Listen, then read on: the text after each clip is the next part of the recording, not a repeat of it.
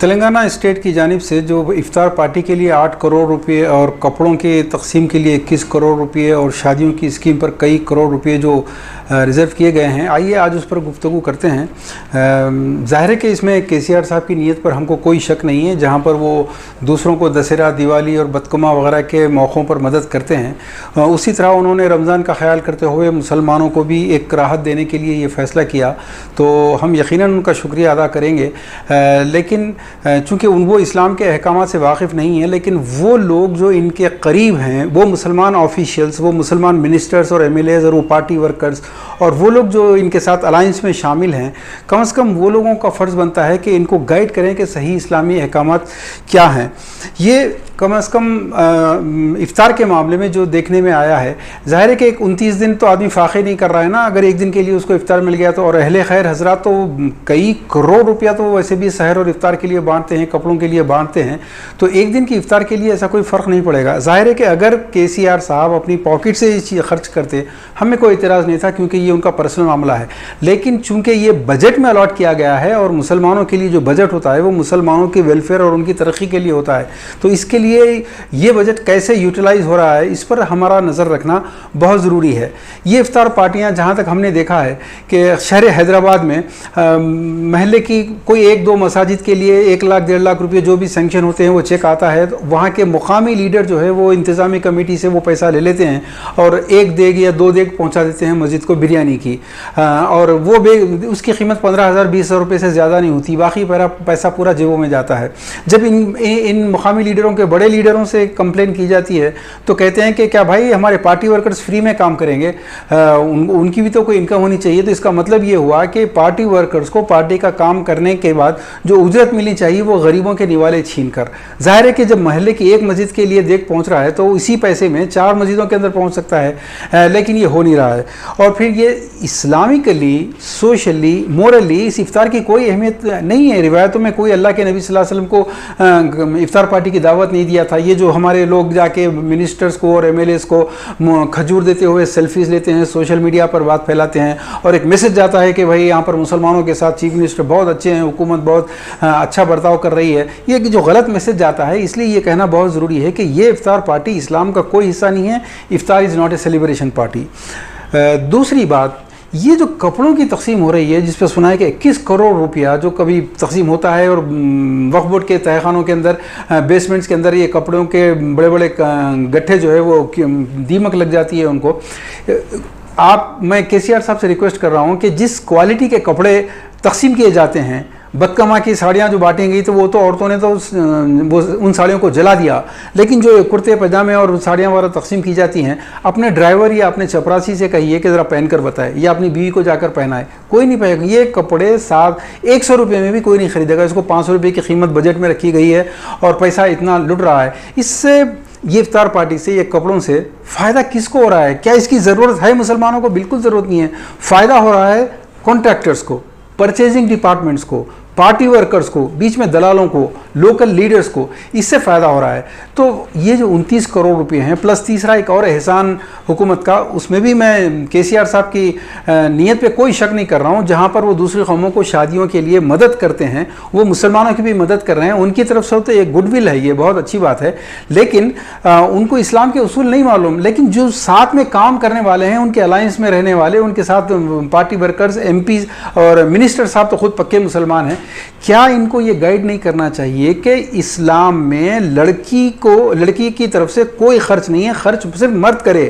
ये हमारे मौलवी, हमारे मशाइखीन, ये लोग सारे जो इनके करीब हैं, उनको ये समझाएं कि अगर मदद करना है तो मर्द की मदद करें, ताकि वो मेहर दे, ताकि वो वलीमा करे, ताकि वो घर सेट करे, बजाय इसके लड़की को मदद करना।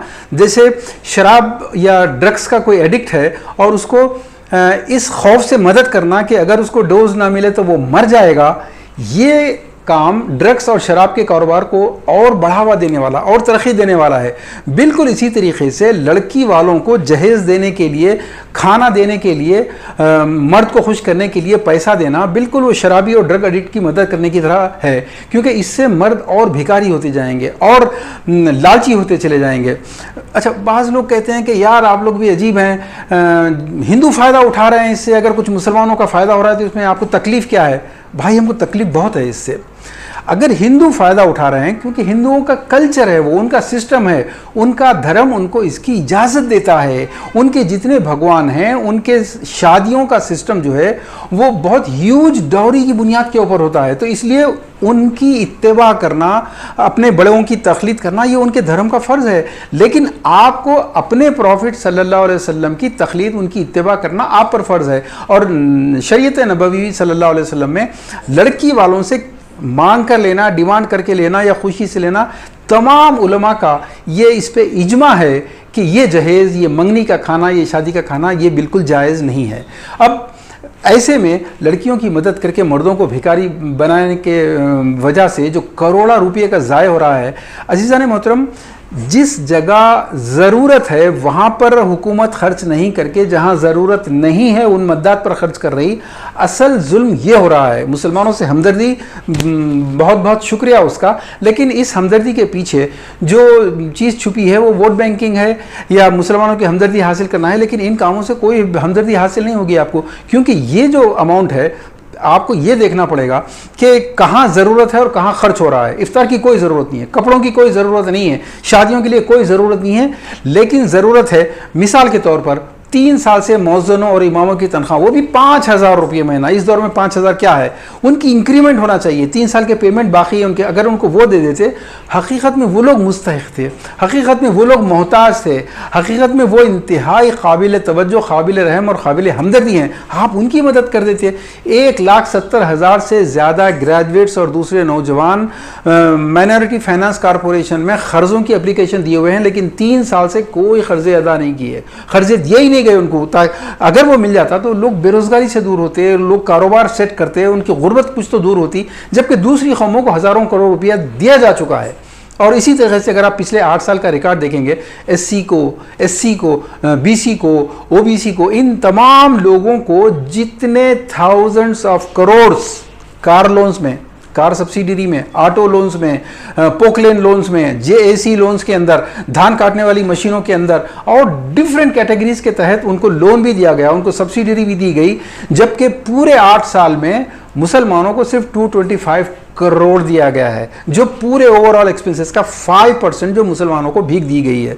फिर आप वहाँ पर खर्च कर सकते हैं, मुसलमानों को लोन दीजिए, सब्सिडी दीजिए। फिर उर्दू के साथ तो बहुत ही मनसूबाबंद एक प्लान कॉन्स्पिरेसी चल रही है कि उर्दू के स्कूलों की तनख्वाहें बंद है, उर्दू के स्कूलों को बंद करने की, कॉलेजेस को बंद करने की हर तरह से कोशिश हो रही है। वहाँ पर फंडिंग नहीं है, टीचर्स पढ़ाना छोड़ दिए हैं, और ऐसे कई मद्दात हैं जिसमें खर्च करना ज़रूरी था, लेकिन वहाँ खर्च ही नहीं हो रहा। अब जहाँ तक जॉब्स का सवाल है, प्राइवेट सेक्टर के अंदर मुसलमानों की तनख्वाहें वैसे भी माइनॉरिटी होने की वजह से 50% हो गई हैं, उसको भी वो लोग कबूल कर रहे हैं। सरकारी तौर पर तो सारे नौकरियाँ बंद हैं। जब हम मिनिस्टर साहब से या बड़े ऑफिशियल से पूछते हैं तो वो कहते हैं कि नहीं, ऐसा नहीं है, बहुत जॉब्स हैं, मुसलमान अप्लाई नहीं करते, मुसलमान आते नहीं हमारे पास, मुसलमान अगर बीसीई में अप्लाई करें तो इतने कोटा है, फलां बजट में इतना कोटा है।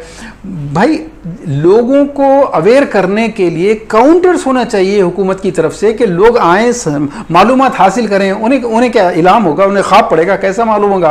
और अगर हुकूमत ये नहीं कर सकती तो हुकूमत के साथ जो अलायंस में मुसलमान पार्टियां हैं, जो 5 साल में एक मरतबा वोट मांगने के लिए आती हैं अल्लाह अकबर के नाम पर, कौमियत के नाम के ऊपर, वो लोग, उनके पास हज़ारों करोड़ रुपया है, वो ऐसे काउंटर्स कायम कर सकते हैं, नौजवानों को अवेयर कर सकते हैं नौकरियां कहाँ कहाँ अप्लाई करने का, लेकिन वो भी नहीं करते। चंद एक लोग जैसे ताउन ऑर्गेनाइजेशन है, जैसे एएमपी वाले हैं, जैसे एडवोकेट सलीम बादशाह वगैरह हैं, महदूद रिसोर्सेज के साथ ये लोग काम कर रहे हैं, लेकिन लार्ज स्केल के ऊपर ये काम नहीं हो रहा है। बहरहाल दोस्तों, 3 बातें थीं। इफ्तार की कोई ज़रूरत नहीं है, कपड़ों की कोई ज़रूरत नहीं है, ये शादियों का फ़ंड तो बिल्कुल रुकना चाहिए। लड़की वालों से लेना ना यहूद में है, ना नसरानियों में है, ना अरबों में है आज के, ना अय्याम जाहिलियत के अरबों में था। ये सिस्टम को रोकने के लिए ये मर्दों को भिखारी बनाने की ज़रूरत नहीं है। बस मैं आखिरी में सिर्फ इतना ही कहूँगा दोस्तों कि जहाँ पर ज़रूरत है वहाँ ख़र्च नहीं करना, ये मुसलमानों पर जुल्म है। और जो कुछ कर रही है हुकूमत, आप यूँ समझ लीजिए कि मुसलमानों की इकनॉमी को दफन करके उसकी कब्र के ऊपर बहुत ही खूबसूरत फूल, इफ्तार के फूल, कपड़े के फूल, शादी मुबारक के फूल, ये सब चढ़ाए जा रहे हैं। और ये सिर्फ एक दिखावा है। जितना बजट मुसलमानों को दिया जाता है, आधे से ज़्यादा वापस ले लिया जाता है। बहुत बहुत शुक्रिया, गौर फरमाइए। Thank you.